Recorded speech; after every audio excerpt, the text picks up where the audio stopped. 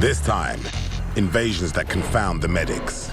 A mysterious foreign object disappears midway through an operation to remove it. I have not seen an object migrate during surgery in the center of the brain before or since. The smell of fresh air might be the clue to a lucky escape. We did notice when we opened the album there's a strange aroma. A gardening grandmother's injuries leave paramedics grappling for answers. You just have to start all over again. You know, what are you going to do and how are you going to handle the situation? And an adrenaline junkie fights to keep his body invader intact.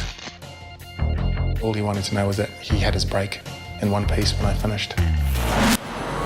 Meet ordinary people whose lives are turned upside down by extraordinary encounters with body invaders. My first thought was, he can't die. Are we really seeing what we're seeing here? Objects which invade every part of the human body. It was as though a large Christmas tree was growing out of her upper body. Pretty much saying our goodbye words. Disaster strikes. It looks like she might be impaled on a fence. Don't do it. Emergencies so unusual, doctors throw away the rule book. When I saw this, that was when I said, how are we going to get that out of there? Solve medical mysteries. There, sure enough, was something that really did not belong in anyone's heart. And come up with ingenious solutions. It is almost never used in ear, nose, and throat, head and neck surgery. In situations in which one false move could prove fatal. Before the operation, his chance of survival virtually zero. These are the body invaders.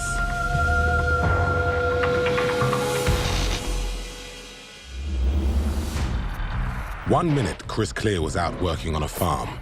The next, he was a victim of a baffling disappearing body invader. So that's a surprisingly large object to be located within someone's brain, especially for them not to know that it's been there for several days. Chris is now 25. He's lived all his life in a small rural community of Penrose, Colorado, USA. About 5,000 people live here. Really rural, do a lot of farming and stuff like that. No big stores or anything, one gas station. We like to go outside, go have campfires and stuff, go camping, hunting, things like that. Chris is a firefighter and an emergency medical technician like his father before him. Chris is an exciting kid. On a daily basis, I'm proud of him.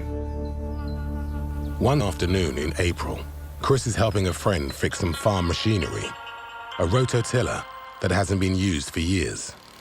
The thing was really old, never thought it would actually run. To Chris's surprise, the rototiller starts, but almost immediately there's a problem. We were moving it around the yard and stuff, and I was staring at it, and that's when something hit me in the face. I dropped the bars on it. My nostrils just started gushing blood out. Then I thought a rock got kicked up by the tires. It just felt like you got punched in the face. The thing that was hurting the most was my neck, because it actually hit me so hard it threw my head back. Chris's mum, Dawn, rushes to her injured son. She finds him with his face buried deep in a blood-soaked towel. He was leaning forward and letting the blood drip in front of him. And that's when my stomach just went, it just dropped out. And I began to shake, and I realized he had lost a lot of blood. And I'm like, what has happened? An ambulance is called. Chris is rushed to St. Thomas More Hospital in the little town of Cannon, 20 minutes away. I was more upset I was having to go to the hospital to stop the bleeding, because I've never been big on going to the doctor or the hospital for myself. 8 p.m. Approximately 2 hours after his accident, Chris reaches the hospital. By now, the bleeding from his nose has eased, but his neck is still painful. X-rays reveal that his neck has been slightly damaged. The initial diagnosis is that when Chris's head was thrown back, the violent jerking caused whiplash, injury to the spine or neck. Muscles and ligaments are overstretched, causing pain and stiffness. Whiplash affects 800,000 people a year in the US alone. It's most commonly caused in car accidents. I was relieved, I guess. I was relieved that that was all that was wrong with him.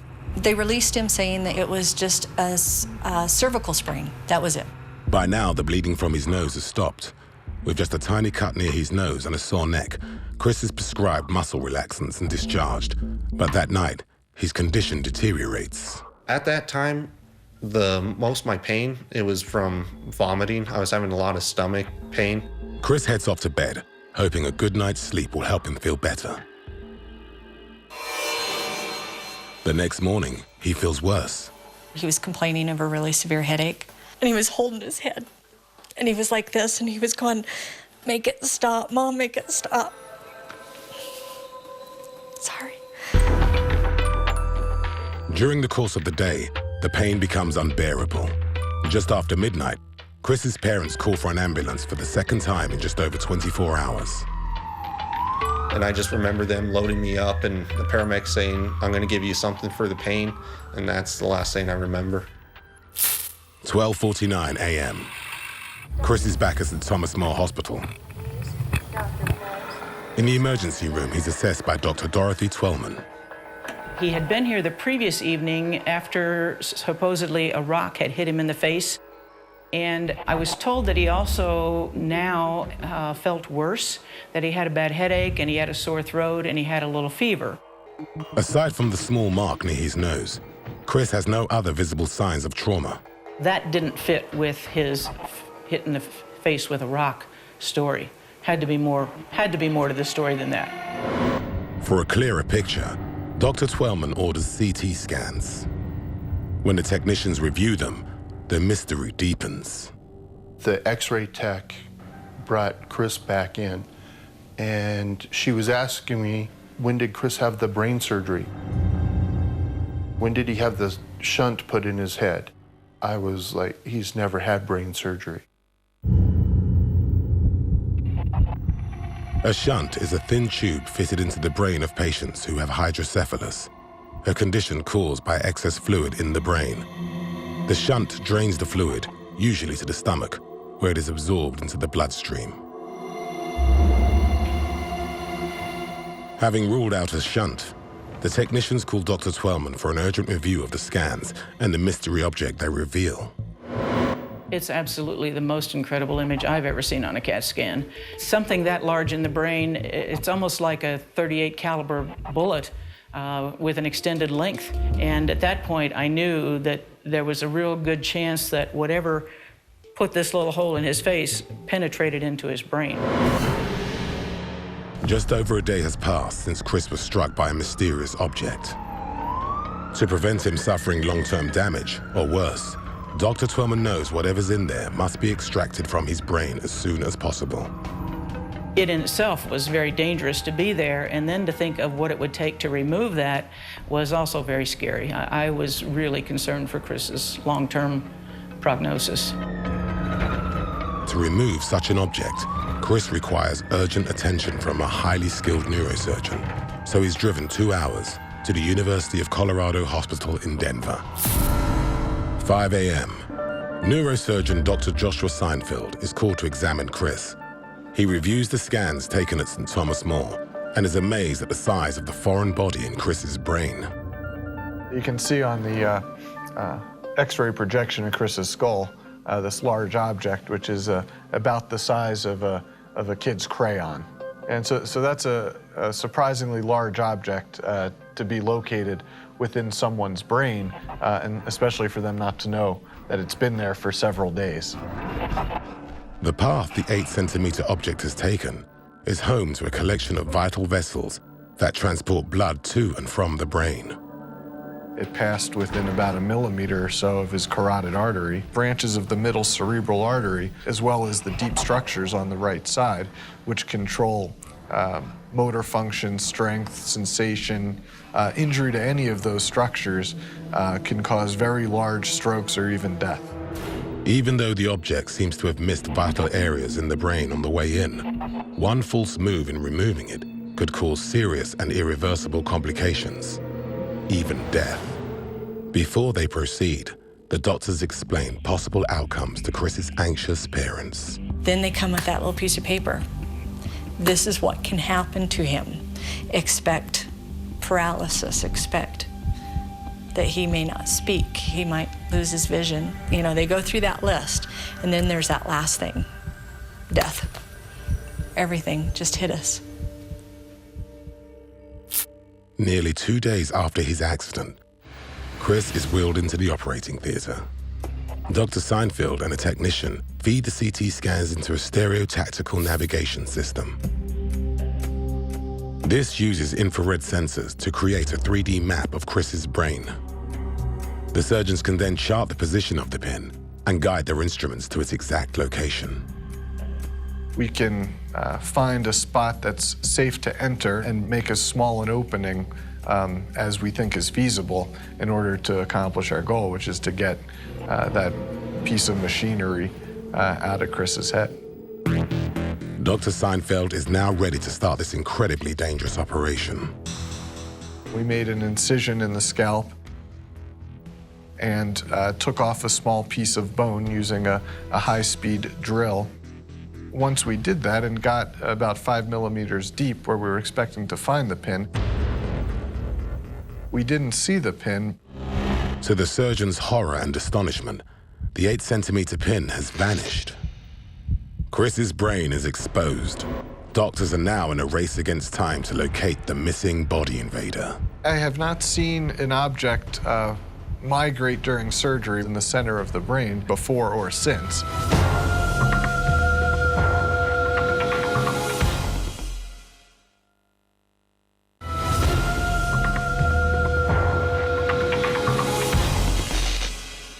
When 21-year-old Chris Clear had an accident with a rototiller, doctors identified an 8-centimeter body invader dangerously located in his brain. But as they operate to remove it, they are astonished to find it has vanished.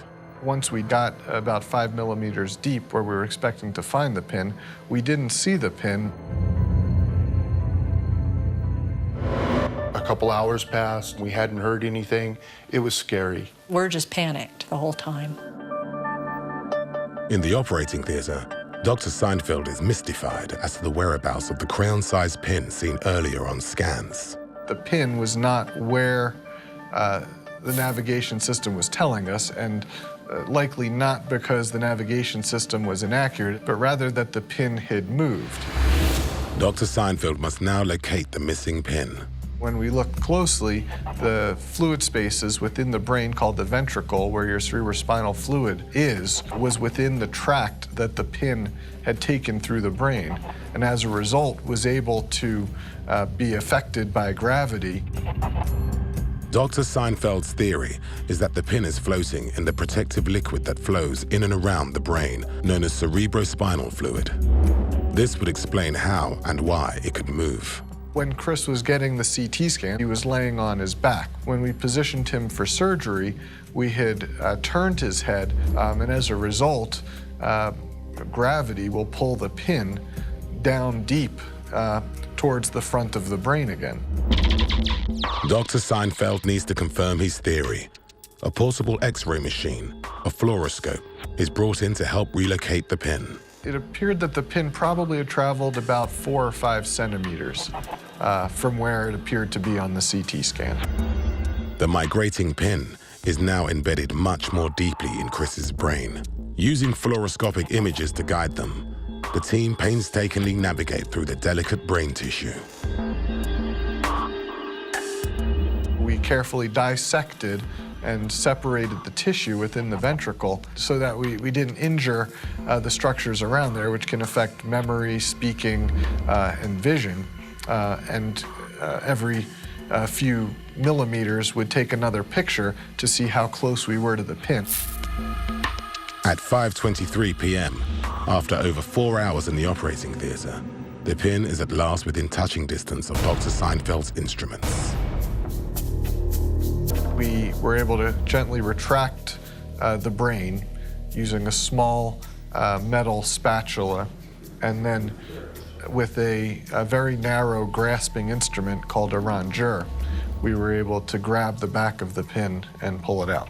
Over 40 hours after it entered Chris's head, the 8-centimeter pin is finally removed.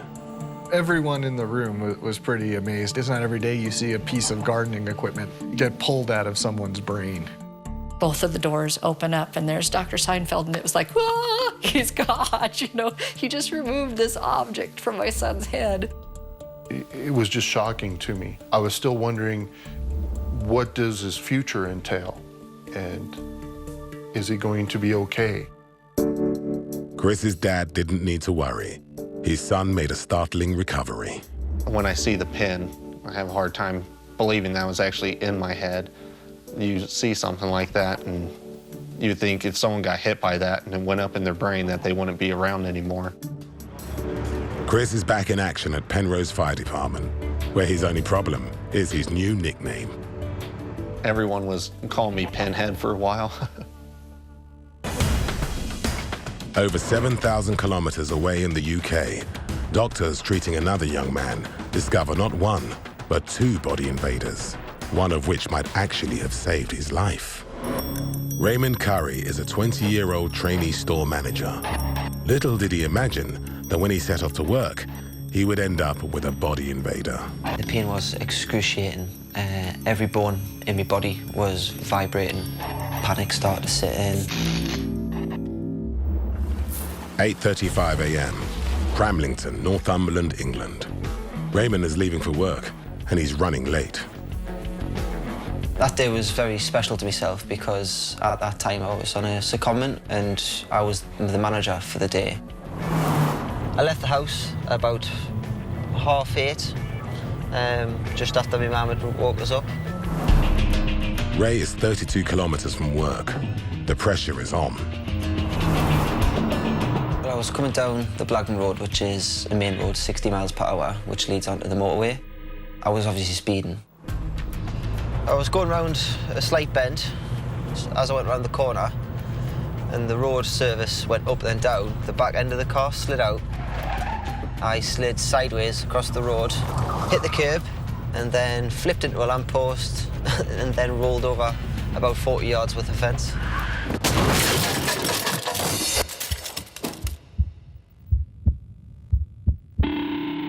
At 8:45 a.m. 100 meters away from the crash scene, Gordon Dunlop and his wife Sonia are in their house washing up after breakfast.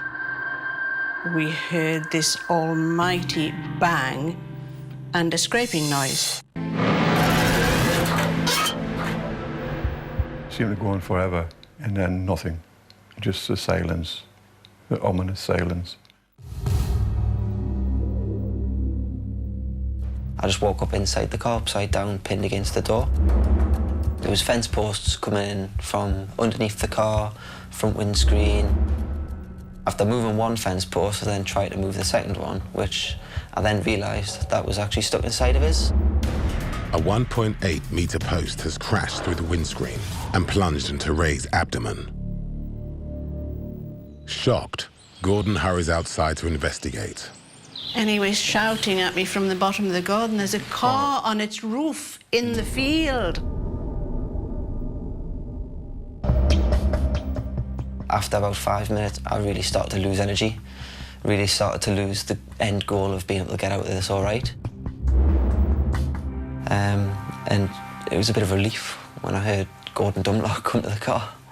And I heard Ray saying, get me out of here. He opened the driver's side door from there, which I had my back to. I put my foot against the car door and pulled.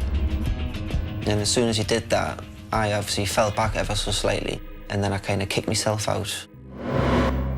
Ray has managed to push himself free of the car, but there is still a fence post in his abdomen. 8:55 a.m. Sonia has called the emergency services.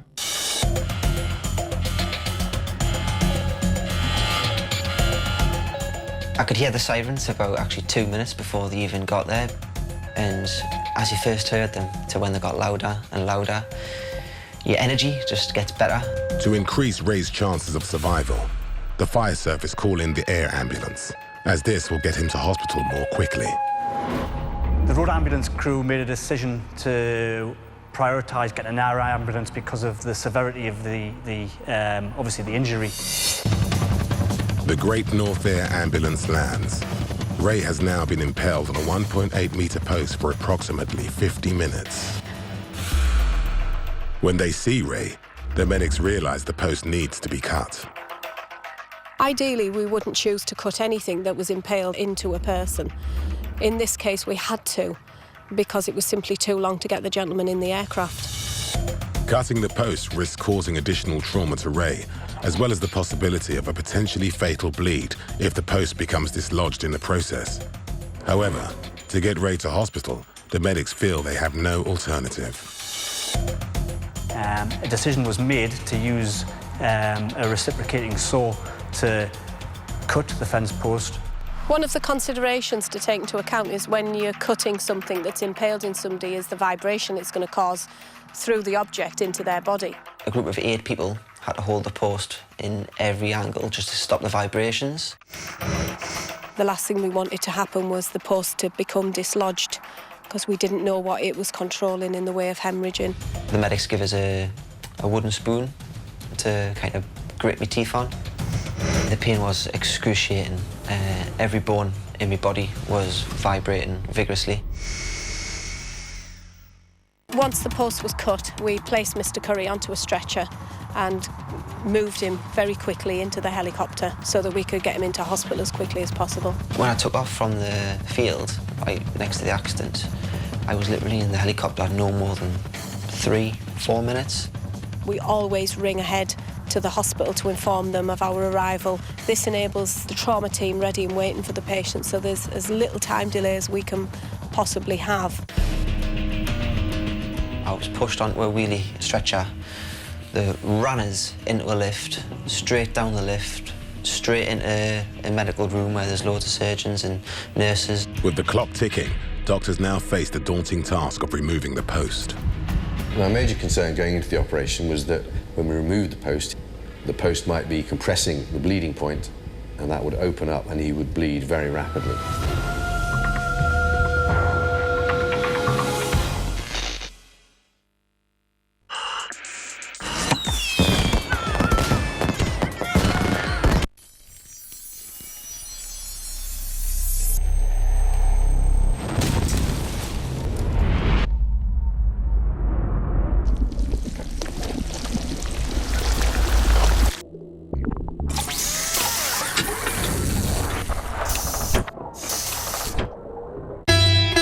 Let's all just take a moment to relax, tune out the world, and think about the cosmos.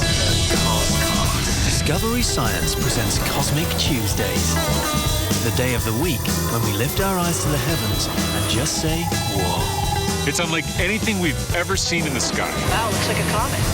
Cosmic Tuesdays starts Tuesday the 18th of November on Discovery Science. Did the Big Bang move faster than the speed of light? Could a rogue planet destroy the Earth? Is interstellar travel really possible? And will time itself come to an end? Prepare to explore every question under the sun and beyond. Come find out how the universe works. Monday on Discovery Science. A bolt to the brain. A tree branch in the neck. A spike through the chin. Everywhere I looked, people were just gasping. I couldn't believe what I saw. What happens when the outside world gets in your inside? The pain was excruciating. I'm gonna die. Are we really seeing what we're seeing here? So we just pulled it out. Body Invaders, tonight, exclusive to Discovery Science.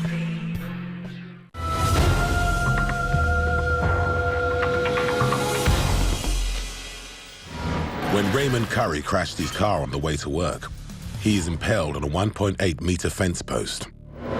After moving one fence post, I then tried to move the second one, which I then realised that was actually stuck inside of us. At the hospital, Ray's family are confronted by the full extent of the damage. Seeing my family for the first time was quite emotional because they were all crying. I've never seen my nana cry, and she's such a strong character. The general surgeon on duty, Mr. Stefan Plusa, is alerted to Ray's arrival. This is a crucial moment for the patient. When I arrived, I could see him, obviously with a severe injury. He had the fence post coming out the left side of his abdomen. And that was concerning because all sorts of serious injuries could have occurred inside his abdomen.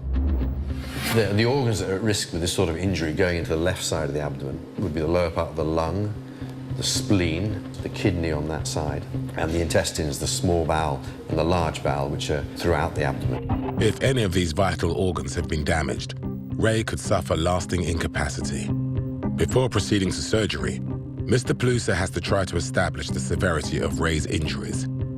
A CT scan, computer tomography, produces a 3D image which gives a much more detailed picture than a plain X-ray.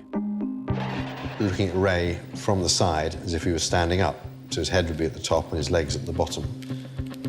And as we come through his body from one side to the other, I can see the lungs and his abdominal cavity, and as I go further through, I can see the fence post itself coming from the front of his abdomen and into the abdominal cavity and stopping about there.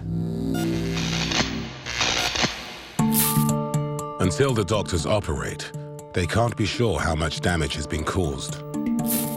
11:30 a.m. It's now been 2 hours, 40 minutes since the post impaled Ray's body, and it's time to go into surgery. My major concern going into the operation was that when we removed the post might be compressing the bleeding point, and that would open up and he would bleed very rapidly. Amazingly, as Mr. Plusser investigates further, he makes an extraordinary discovery. Another body invader, as well as the fence post. There's a strange aroma, like an air freshener. In fact, there was a magic tree air freshener on the end of the fence post, which presumably had blunted the injury to some extent, and may even have saved his life, potentially. How could that fence post take off my car air freshener so fast and just lodge it in my body? So once I'd established that it looked safe to remove the post, then my registrar just held the post and pulled on it gradually to remove it from the abdomen, and I made sure that inside the abdomen everything was secure and there wasn't any sudden bleeding. And then we could see clearly that the only injury was to the small intestine. Ray's been incredibly lucky. Of all the organs which he could have damaged, he's lost a small section which he can live without. I think Ray was very lucky that he hadn't caused more significant injury. The fact that he was impaled, there was a very high chance of him not surviving that. But Ray thinks there might be an explanation for his lucky escape from near death. When the nurses prepared him for his operation, they found something very rare. For the medical staff to actually find a four-leaf clover stuck on my back, and that says it all. Four-leaf clover stuck on my back. I just think that's so... You couldn't write it. You couldn't write it. Ray was lucky. Although he crashed on a lonely stretch of road, help was at hand. When Kathy Smith had a face-to-face encounter with a brutal body invader on her front lawn, she was on her own. I was standing there with two hands on the ground holding myself and hollering for help, and no one heard me. Retired X-ray technician and grandmother Kathy now lives in Churchill, Tennessee with her toy poodle, Jojo. Afternoon, July 2009, Clinton, Tennessee. Kathy, a keen bird watcher, is at home reorganizing her garden. I bought a hummingbird feeder, so I had to rearrange some of my hanging ornaments, and I had to move my wind chime to a different hook. Kathy places a small stepladder next to a shepherd's hook-style planter protruding over 1 meter from the ground. I climbed up on the two-step ladder and was reaching to hang it on the hook. Kathy leans forward just a little too far. I lost my balance. The next thing I knew, I was falling forward. Face first towards the sharp, curved hook of the planter. And I landed on the hook, and it went in my right eye. The tip of the curved hook, over 1 centimeter thick and 7 centimeters in length, penetrates deep into Kathy's eye socket, embedding in her skull. The planter is still stuck in the ground. Kathy is pinned to the spot. I knew it was a life-threatening accident. I didn't know to what extent. The hook has damaged Kathy's eye. What is unclear is whether or not it has smashed through her skull and penetrated her brain. The wrong move now could have grave consequences. I was standing there with 2 hands on the ground holding myself with the hook in my eye and hollering for help, and no one heard me. It was very terrifying. Kathy has a choice to make. Either stay staked to the ground and hope somebody will eventually hear her cries, or take matters into her own hands. I think adrenaline steps in a lot of times when a person is hurt. So I just worked it in the ground to get it out of the ground and carried it to my neighbors. Kathy's neighbor alerts the emergency services. 6:52 p.m. The 911 call is received. Paramedic Bobby Jo Henderson is dispatched immediately to the scene. She has no idea of the horrific injury she is about to encounter. It was unbelievable. You actually have to take a step back, take a breath. You just have to start all over again. You know, what are you going to do and how are you going to handle the situation? We didn't want to transport her on the ground. We were afraid the more we moved her, the more damage it would do to her eye, to her head. Having assessed that the journey by road was too dangerous because of the risk of jolts and bumps, Bobby Jo calls for an air ambulance to be dispatched from the University of Tennessee Medical Center. 8:21 p.m. Kathy arrives at the medical center. Standing by is trauma surgeon Dr. Todd Nichols. From the description he's received, he's expecting a potential fatality. So when you're given a report that someone has some foreign object within their head or holes in their head, you don't really anticipate that they're going to do well. As she is wheeled into the emergency room, Kathy is still fully conscious. So Dr. Nichols' assessment is that the injury may not be as severe as it first appears. I thought, well, this can't enter her brain. This must just be in the skull. And I thought it was in the frontal sinus, which is the air pocket here between the eyes and the forehead. To confirm his prognosis, Dr. Nichols needs scans as soon as possible. The nature of Kathy's injury makes imaging extremely challenging. Reflection of the X-rays in a CAT scanner from metal gives you so much scatter that you can't really see the surrounding structures.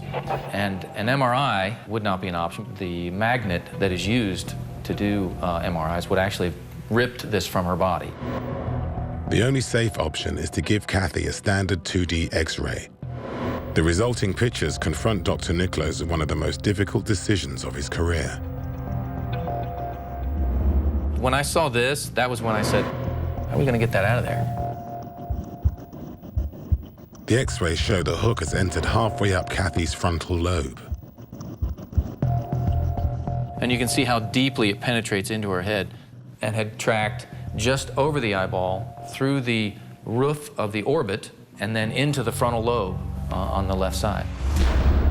The frontal lobe performs several crucial brain functions. It's an integral part of our capability to reason and communicate. If Kathy has injured her frontal lobe, she may be unable to plan and carry out movements in the future. She will struggle to maintain emotional control and could be unable to access some of her memories. In addition, Dr. Nichols has, right from the start, had fears for the sight in Kathy's right eye. I basically had accepted the loss of the globe. She has probably lost visual function with that eye. There'll be shadows or maybe perceived light, but that's about all she'll be able to do. Dr. Nichols must now remove the object. He has only limited information from X-rays, and the size of the hook stands in the way of any attempt to save Kathy. We realized, we're gonna have to rotate this thing out, but it's too long to be able to do it inside because it's gonna hit the ceiling if I try to rotate this thing out. I thought, we really need to cut this thing down to size.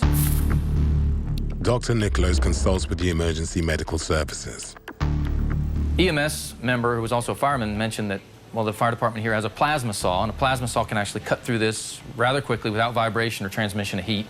It's designed just for that sort of situation. And so I said, okay, fine, let's call the fire department and have them bring this plasma saw out. Because of the risk of fire, Kathy, still conscious, is wheeled outside to the ambulance bay. Here, she's packed with fire blankets. Ice is used to cool the pole and to stop heat transferring up into Kathy's brain. Then the cutting begins, filmed by one of the paramedics.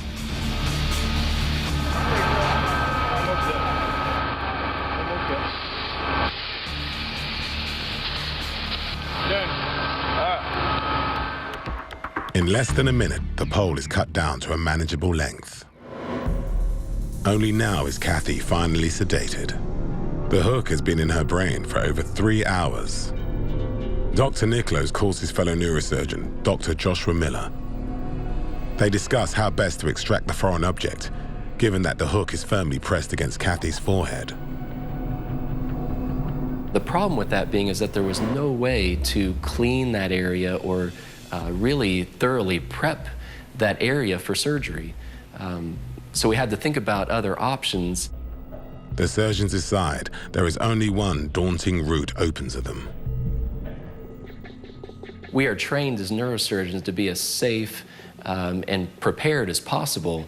So it was a very big decision to pull out the hook in the emergency department because it goes against everything that we're trained. After looking at everything, the best decision was then just to pull it out. So we just pulled it out. There was a bit of a sucking sound as the tissue was tight against it, and as I was drawing it out, there was a bit of a grinding as I came across some bones. With the hook finally out, Kathy is immediately rushed for more scans to check for internal bleeding. She's injected with a dye, which allows the medical team to monitor blood flow through the arteries of her brain. And you'll see that actually it just missed this arterial supply. The degree of the miracle that this is, I can't begin to express to you. She's incredibly, incredibly fortunate. The doctors keep Kathy under observation.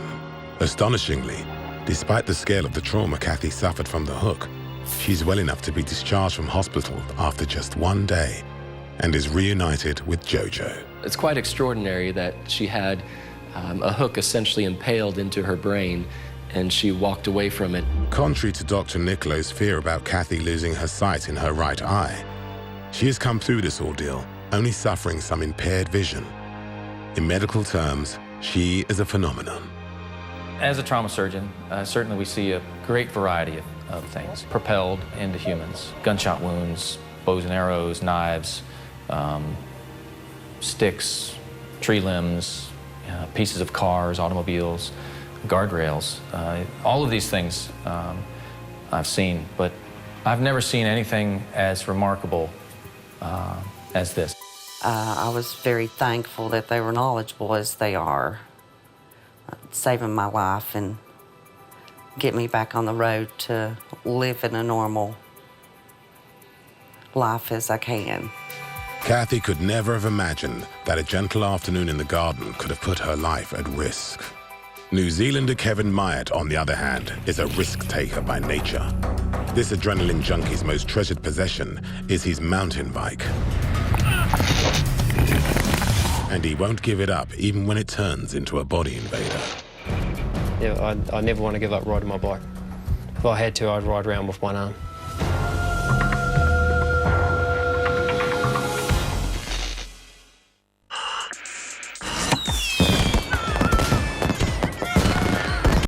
They're coming by the capsule, and they look like little stars. You never figured out what they were, and neither did anyone else.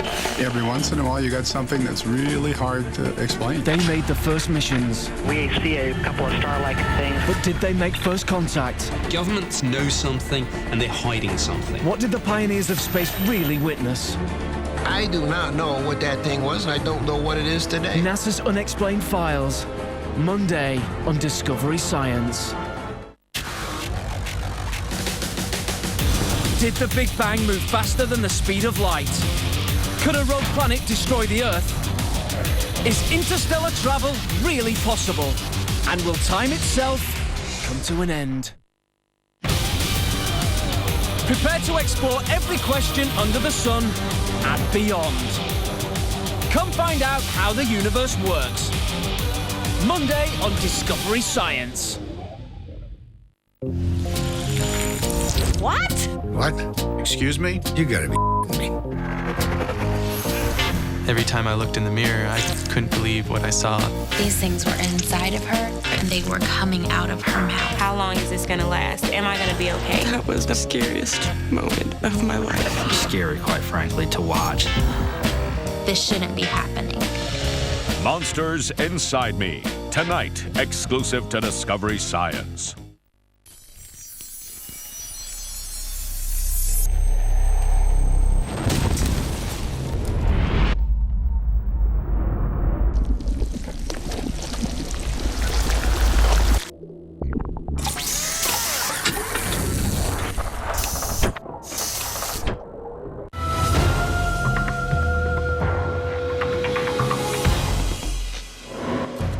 Adrenaline junkie Kevin Myatt lives life at 100 kilometers per hour.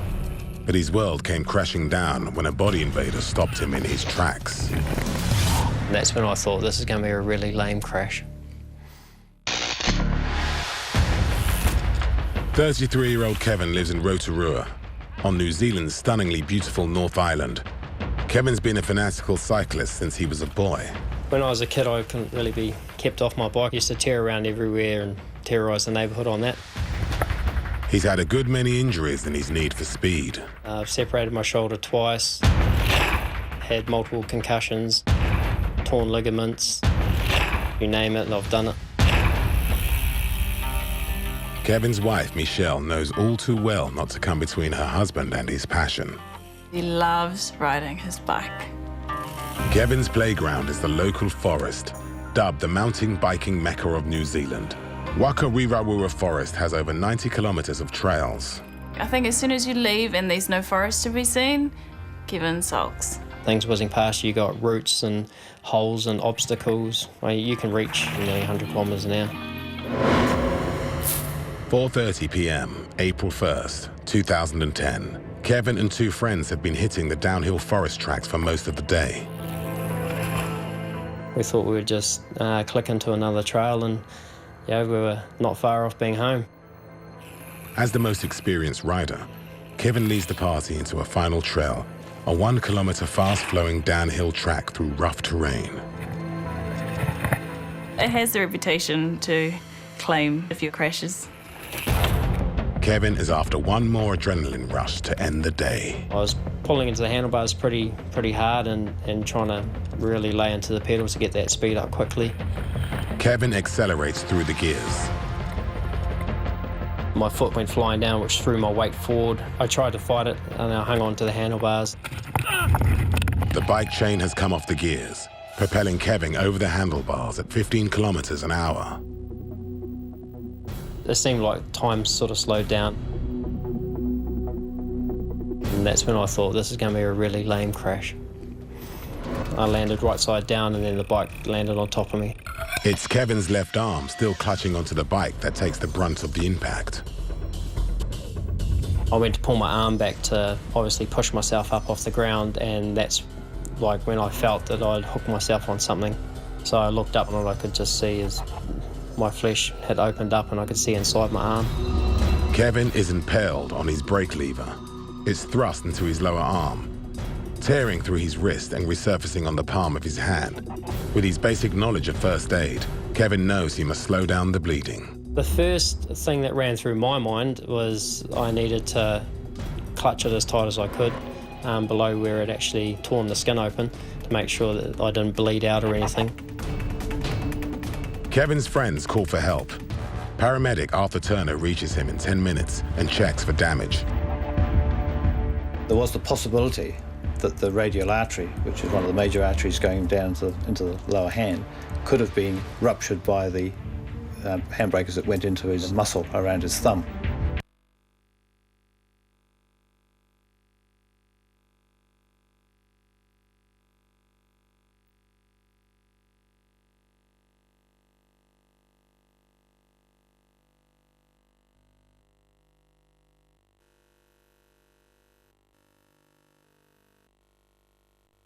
Any of these could leave permanent damage. Kevin needs urgent hospital attention, but there's a problem. The impaled brake lever is still attached to his precious bike. We had fire service responding, and we were prepared to cut the bike into smithereens if we needed to extract him from the bike. Nobody was going to cut my brakes. I got them as a birthday gift from my wife, and they were pretty expensive. Kevin insists his friends detach the brake lever intact from the bike, leaving it embedded in his arm and hand, but still in one piece. 6 p.m. At Rotorua Hospital, orthopedic surgeon Dr. Sapulio Faliaki assesses how much damage Kevin's birthday brake lever may have inflicted on its owner.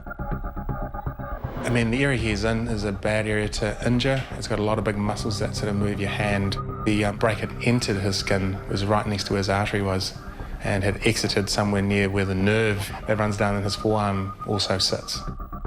Damage to this nerve and tendon around Kevin's thumb could be disastrous. It's the thumb, even more than our fingers, that give human hands their unique dexterity. Your hand, I mean, that's what separates us from most other living things, is the ability for us to use our hands to do very complex movements.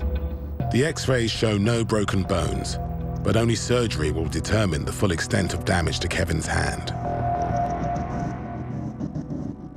This guy had no concern at all about his hand. All he was concerned about was his brake. All he wanted to know was that he had his brake in one piece when I finished. I knew that he would want us to keep his brakes. And I was just saying, make sure that you keep the brake it all in one piece so I can put it back on my bike. Yeah, I was dumbfounded. Kevin goes under the knife.